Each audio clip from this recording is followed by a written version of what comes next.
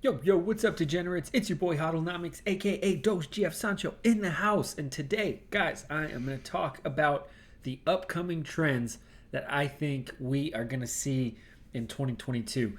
2021 was crazy. We saw the smart contract wars with all the smart contract platforms popping up. I mean, all of them. Like, we had Elron, there was Harmony, Avalanche, Phantom, Cardano, Solana, Binance Smart Chain, BNB token. I mean, even they had some crazy like the 2022 consistently, or 2021 throughout the whole year. The smart contract platforms were going crazy. Just the ETH scaling solutions. The meme coins went crazy with Doge and Shiba. A bunch of other meme coins took off as well. The Dogalon baby Doge. I mean, pretty much all the meme coins went crazy. And then we had the gaming and the metaverse trend that kind of took off mainly towards the end of the year. The metaverse stuff. A lot of the normies are starting to catch on to the metaverse, but they don't even understand that it's really gaming based for the most part. So those are the big trends.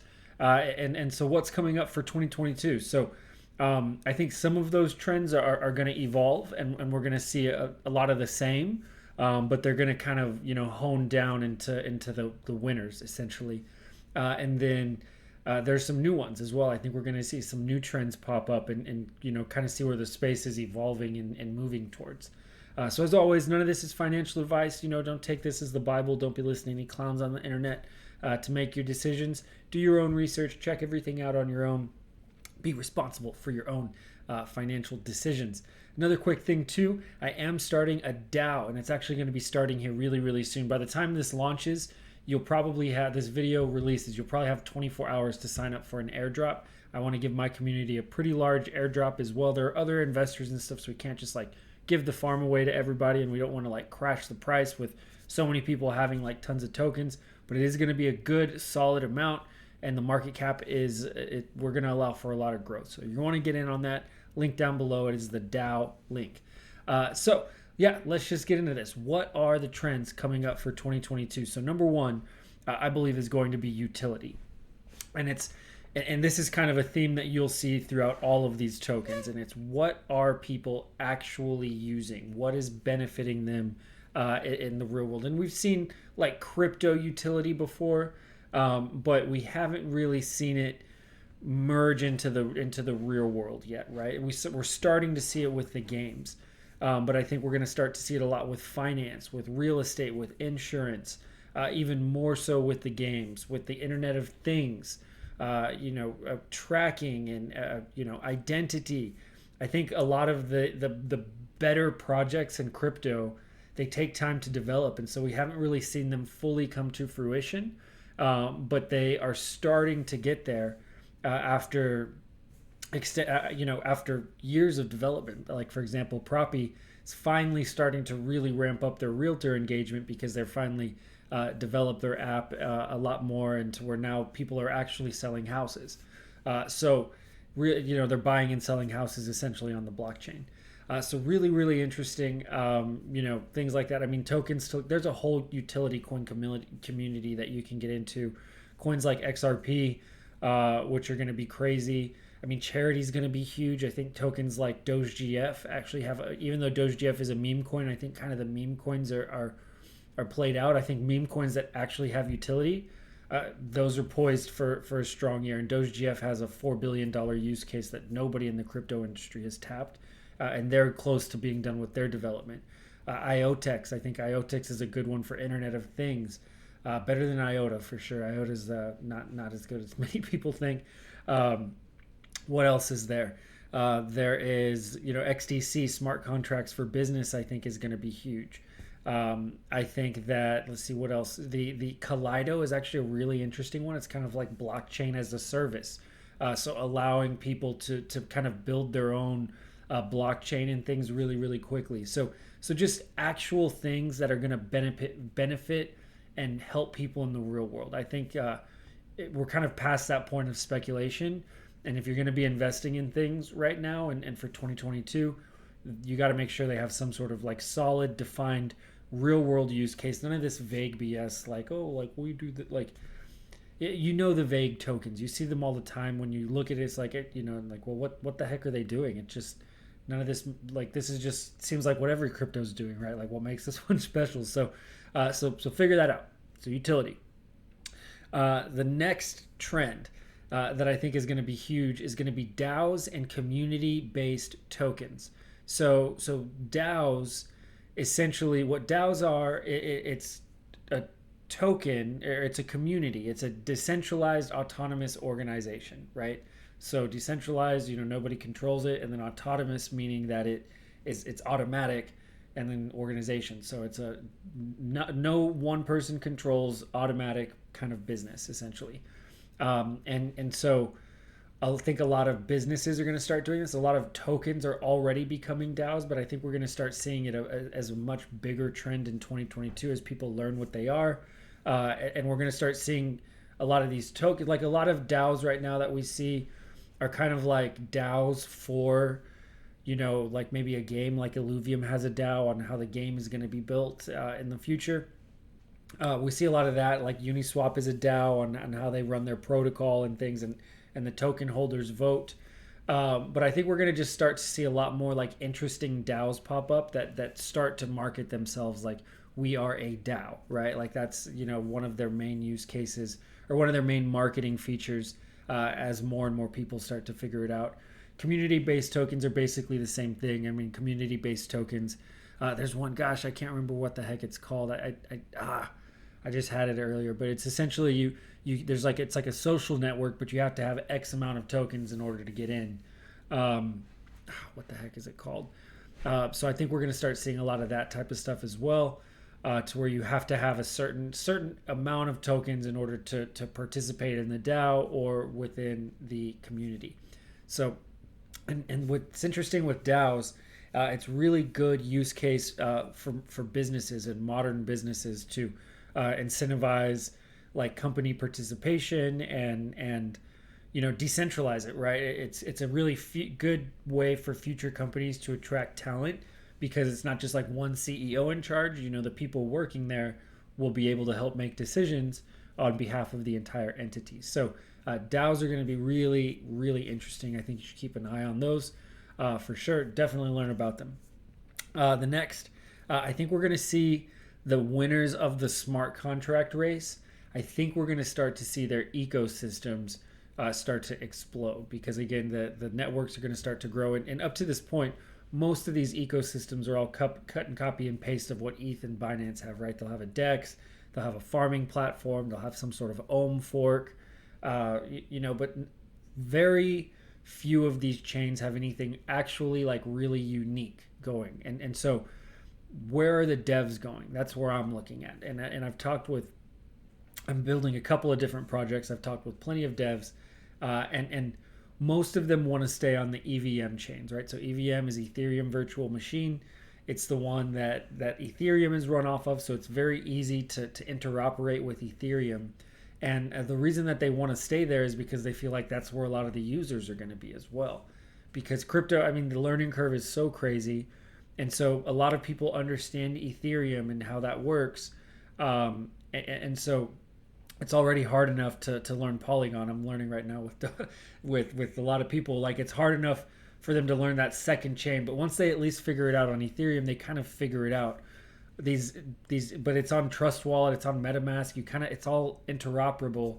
A lot of these other chains, you need new wallets and different dexes, like, that aren't EVM, and you can't interoperate with any of it. You can't bridge the tokens.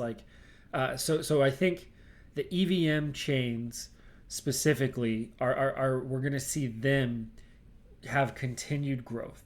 And within the EVM chains, if I had to bet, I think it's going to be Harmony and Polygon. I think those are the two that are most poised for growth. Then you've got maybe Kronos. Kronos has a lot of money, a lot behind it, a little bit behind, and their fees are a little high. So I don't know about Kronos. Avalanche is okay. I think Avalanche is going to do well as far as their token, but their ecosystem, I don't know. We'll see. Their ecosystem it's a little bit more difficult to use from a user perspective. And then you got Phantom. They're just way behind as far as it's hard to get tokens onto that network. Solana, though, Solana is an interesting one. So Solana is not EVM based, but they have a lot of momentum. A lot of developers are using that. They do have some really interesting things coming out there. So here's what I'm saying. So the winners of this smart contract race, the ones that I think we're going to see have their ecosystems grow, are really the ones that are that have the best scaling and onboarding, and that's going to be Harmony, Polygon, and Solana. I think those are the ones that are just working with the most exchanges to on and off board. They're easiest to bridge, things, and so that's where the devs are. That's where the token growth is. Cardano, they're just slow. I haven't seen anything unique on Cardano, to be 100% honest. Nothing unique on Cardano. You got Near, there's Casper, there's Elrond, there's I've seen stuff coming on the XLM side, tokens. I mean, XLM, don't even get me started. They're not even good for DeFi. Same with XRP. So I don't think those ecosystems, those tokens may do well, but those ecosystems, that's not what those tokens are built for. They're not built for ecosystems and stuff. But some of these other ones like Elrond, there's Near, like I said, Casper. There's a bunch of these other chains.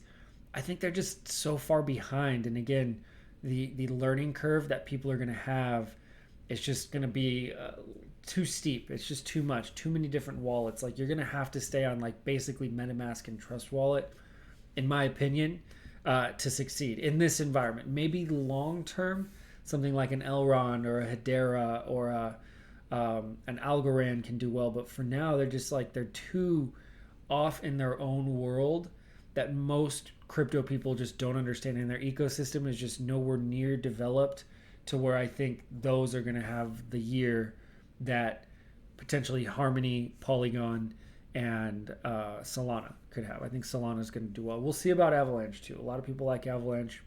I could be wrong. I'm just not seeing a ton of unique stuff coming out on that one compared to the other ones. So that's number 3. Number 4 trend is going to be actual playable games. So another evolution. The winners of the gaming space, essentially in the metaverse space, I think are the ones that we are going to that are going to have a big year. I think there's a big reason why those had a big year. And the gaming industry, I don't know if you guys know this, but the gaming industry is, outside of crypto, regardless, just in the world, it is the number one industry in the world. So it makes sense that it would be the number one industry in crypto. It's also very, very easy. I've been talking to people about crypto and XRP and Bitcoin and the financial system and all of this stuff, and it goes over most people's heads. They don't get it. But a really easy conversation to have with people is crypto gaming. And this is what NFTs are for. And you're like, oh yeah, in Halo how you used to kill the monster and you would get a little gem, they'd call it the Halo coin or whatever. It's okay, well now games are being built and that Halo coin can be traded for Bitcoin or dollars, and now you're playing games and earning money. And then they're like, oh, and a light bulb goes off on their head and they're like, oh, okay, that's really cool. So the gaming trend is going to stay. It's not going to go anywhere. But that said, it's just so watered down. Everybody slapped on game and metaverse last year onto their project, and I'd say 99% of them don't even have a plan to make a game. And the games that are big right now, they're not played because people are having fun playing the game. They're not attracting people unless those people want to make money, right? And so I'm not knocking the game, or I'm not trying to knock those communities or anything, but let's just be real. It's not like it's Call of Duty. That's what people are playing. And the biggest ones that we had last year were going to be Axie Infinity. I would never play that game. Illuvium, it looks fun. They make it look really fun, but I've kind of dug deep into it, and I wouldn't play that one either. It's not as fun as people think. It's basically a card game, but the cards animate, right? And so it's basically Pokemon, but there's animations, right? And when they fight, but you don't necessarily control your Pokemon or have any sort of skill. It's just you drop them down on a map and then they fight and you hope they win. So, okay, cool. But that, in my opinion, not that fun. You also have Sandbox. I think Sandbox has a lot of potential this year, to be 100% honest. That one does look very playable, to be honest. I wouldn't necessarily play that, but it looks a lot like games like Roblox, and what's the other one? We all know about Sandbox, and that one I think is going to do very, very well.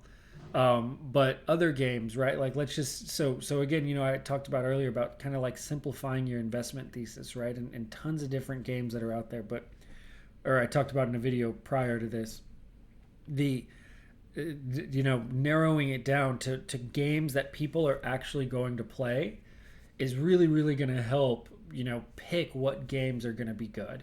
It's very, very easy. I mean, there's freaking racing games all over the place, and sure, people play racing games and stuff, but like, what are games that people like that stick and go viral, and look at games that people in the past have played, like League of Legends, and like, well, okay, what games are coming out like League of Legends?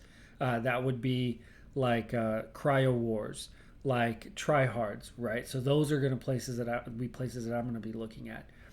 What's a game that's kind of like Fortnite, right? Okay, well, let's look at Gold Fever, right, where you have to basically play in this jungle and you got to kill the other team, and the last team standing gets gold in there. And so it's a survival based game, a lot like that. So just kind of think about that. What are those types of games? You can do research. I love playtoearn.net. A lot of new games pop up there. You can find them.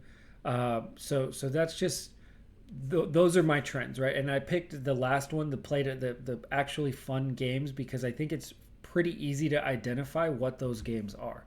Most games, like, you can just tell they're going to be trash. I mean, I name them off the top of my head. There's going to be Kata Inu looks pretty cool. And you know what? Let me also say this. I should say fun playable games on scalable blockchains. So Kata Inu, it's going to be on ETH. It's a layer 2 solution. So, I mean, we'll see. But Kata Inu looks fun. I mean, that one's definitely one to keep an eye on. Gold Fever, that looks to me like one of just the funnest gaming concepts I've ever seen in general, to be 100% honest. That's my favorite, like my number, like the investment I'm like most stoked about and excited about that I have out of all my investments right now. So Gold Fever, then you've got Cryo Wars, you've got Tryhards. Soul Chicks looks like an interesting kind of game.